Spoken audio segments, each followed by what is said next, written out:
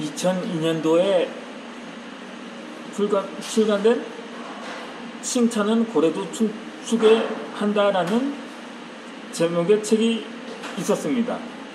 아니, 있다고 표현해야 할 것 같습니다. 그 책은 베스트셀러가 되어서 아직까지도 많은 사람들한테 읽히고 있기 때문이거든요. 그런데 이 책은 원래 칭찬은 고래도 춤추게 한다가 아니었다고 합니다. 그러니까는 이 작가가 처음 집필을 하던 중에 지은 제목이 있었겠죠.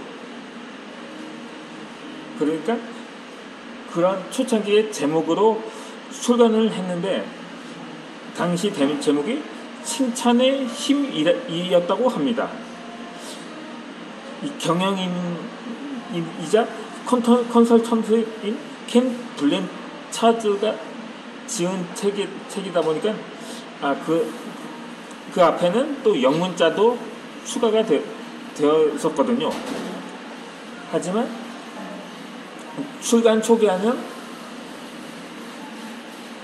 거의 판매량이 저조했다 한 수준도 아니었다고 합니다. 그러니까 얼마나 팔렸는지 그냥 소장용 정도로밖에 판단이 되지 않았던 거죠.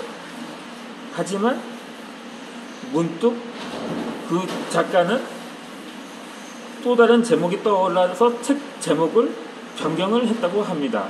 그리고 재검토를 요구했는데 이후 그 출판사에서도 그 제목을 교체해서 다시 발행을 했는데 물론 내용은 그대로 놔두고 이 제목만 바꿨거든요. 하지만 그 이후로 그 책은 출간 이후부터 대박을 기록했다고 합니다. 이 단지 제목만 바꾸었을 뿐인데 완전히 상황이 역전이 되어버린 거죠. 그만큼 제목도 얼만큼 책 판매에 얼마나 영향력을 끼치느냐에 해당이 되는 거죠. 제가 거의 10년 만에 책 계약을 했을 당시 출판사 대표분께서 이렇게 연락을 하셨더라고요. 이 제목이 30%라고 하는데 그때 당시 제목이 책이 출간되기 전이었으니까 원고 제목이라고 해야겠죠. 근데 또 당시 제목을 이 긍정일기라고 사용했었거든요. 제목을 정했거든요. 당시에 이러한 제목의 책이 인기가 많았거든요. 감사일기, 약간 제목 그거 조금 덧붙여서 제목을 짓기도 하고 그런 책들이 많았거든요. 하지만 그 제목을 중복시킬 수는 없다 보니까 감사 전에 항상 마음이라고 있거든요. 그 마음을 감사하는 마음 항상 그것을 항상 긍정적으로 하다 보면 감사가 나오게 된다고 당시 생각을 해서 그 전에 그러니까 감사일기에 후신이라고 하긴 아니 사실상 전신이라고 할 수는 있거든요. 그러니까 그렇게 해서 제목을 그렇게 지었는데 근데 그것도 제목을 바꿔보라고 하더라고요. 하지만 제가 그때 당시는 계약까지 했지만 출간이 무산된 건 당시 제가 자가 출판으로 했을 때는 또 제목을 바꿔서 내일도 희망을 향해 달린다라고 제목을 최종적으로 지어서 냈거든요. 한창 당시 시혜성이 있다고 본 거죠. 그러다 보니까 당시 출판사 측에서도 승인을 해주었고요. 하지만 당시에는 당시 연휴가 지나고 나니까 언젠가부터 트렌드가 바뀌어 있더라고요. 결국 이후로 출간이 무산된 약간 좀 쓰라린 경험이 있었는데, 그렇다고 다 집필을 했는데 그냥 묻힐 수는 없어서 그냥 자가 출판으로라도 출판을 하게 된 거거든요. 그때 내일도 희망을 향해 잘 달린다는 내가 자가 출판하면서 지은 제목이고, 그 전에 출판사 대표께서 지어진 제목은 또 따로 있었거든요. 그걸로 확정이 되었는데, 결국 그만큼 제목이 중요하다는 것입니다.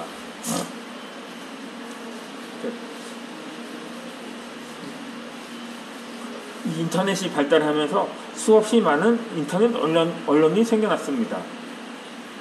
저도 인터넷 시민 기자로 활동을 한 적이 있었는데, 그렇다고 이 취재라기보다는 주로 칼럼이나 문학 작품을 위주로 기고 활동을 했었던 적이 있었거든요.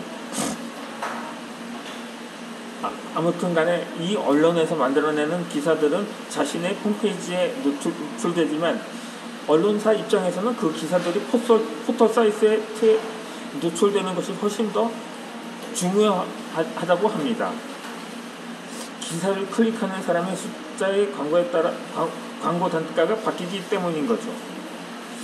이 제목과 내용이 큰 상관이 없어도 제목에 현혹되어서 기사를 클릭하도록 유도해야 광고로 벌어들이는 수익이 늘어난다는 거죠.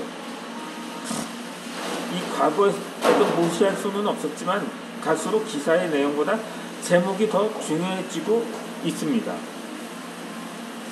기사 내용보다 제목으로 사람을 낚아야 할 필요성이 점차 증가한 것입니다. 그러다 보니 이런 사례도 있거든요. 그냥 제목만 보고 클릭하다가 낚였다는 댓글도 적지 않은데, 그러한 부작용도 없진 않다는 거죠. 그러니까 제목과 그 내용이 일치해야 한다는 것인데, 이를테면 여배우 누구 혼전 인심이라는 제목을 보고 호기심에 기사를 클릭하면 내용은 영화나 드라마 속 맡은 배역에서 그렇다는 경우이기도 합니다. 수없이 많은 기사의 홍수 속에서 사람들의 흥미를 끌어내지 못하는 제목은 아무런 힘을 발휘하지 못하는 거죠. 이 제목과 기사의 내용이 전혀 매치되지 않아서 욕을 먹을지라도 그것이 인터넷 언론이 살아남는 방편이기도 합니다. 갈수록 자극적인 제목이 판을 치는 우려스러운 현상이지만, 블로그에 글을 올리는 우리로서는 참고할 만합니다. 일반 블로그를 운영하면서 글을 올리는 사람과 달리 홍보 블로그를 목적으로 하는 사람에게 제목은 더욱 중요합니다. 많은 사람이 인터넷 검색을 할 때 특정 단어를 사용하는데, 그런 이유로 블로그 대입 제목은 특정 단어가 들어가게끔 만들어야 합니다. 가장 많은 사람이 운영하는 맛집 블로그의 경우는 특히 그렇습니다. 어떤 지역에 가서 맛있는 음식을 먹고 글을 포스팅할 때 단순히 맛있는 점심이라고 하면 너무 방대한 내용을 포함하게 됩니다. 블로그로 홍보하는 사람들은 이렇게 제목을 짓지 않습니다. 이럴 경우 음식점이 위치한 지역을 노출하고 홍보하는 음식 분야나 대표 음식을 제목에 함께 넣습니다. 명동에서 제일 맛있는 초밥 맛집 같은 식인 거죠. 사람들은 보통 명동에서 음식을 찾을 때 명동 맛집 같은 단어로 검색합니다. 특정 음식을 제목에 넣더라도 명동이라는 지역명과 맛집이라는 단어는 필수적으로 넣어 검색을 유도해야 합니다. 내가 쓴 글이 검색 상위권에 포함되어야만 사람들이 그 글을 클릭하고 직접 그 맛집에 찾아가게 되기 때문입니다. 검색 상위권에서 아무리 못해도 세 번째 페이지 내에 들어야만 의미가 있다고 합니다. 그러니까 맛집이 한두 장소가 아니지 않습니까? 상계 맛집도 있고 노원 맛집도 있고 창동 맛집도 있고 쌍문 맛집도 있고 수유 맛집도 있고 미아리 맛집도 있고 기름 맛집도 있고 뭐 동대문 맛집도 있고 을지로 맛집도 있고 서울 맛집도 있고 용산 맛집도 있고 사당 맛집도 있고 과천 맛집도 있고 안양 맛집도 있고 반월 맛집도 있고 안산 맛집도 있고 인천 맛집도 있고 그러니까 특정 동네나 지역명을 덧붙이는 것도 나름대로의 차별화가 된다고 볼 수가 있는 거죠. 그뿐만이 아니라 본문 내용에도 몇 번 정도는 제목과 같은 단어를 넣어야 검색 상위권에 올라간다고 하니 쉽지는 않습니다.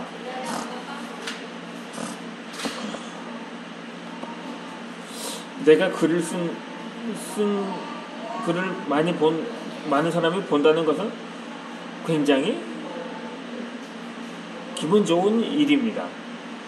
똑같은 시간을 들여서 글을 작성했는데 다른 블로그 글을 많은 사람이 방문해서 읽고 내 블로그 글을 적게 읽는다면 있거나 거의 읽지 않는다면 그러니까 방문자 수가 거의 없거나 그러면 기분이 접칠 수밖에 없게 되겠죠.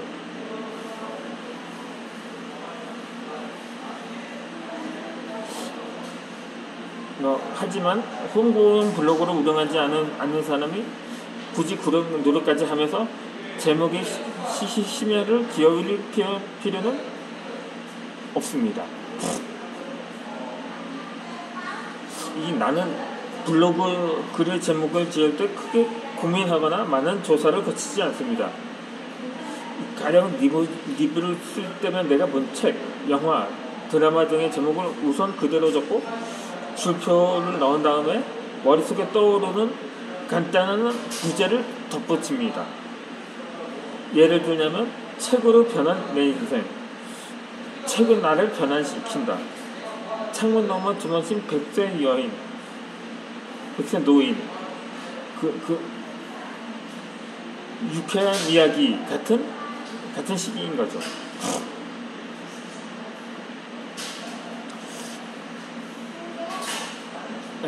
그러면 이제 저는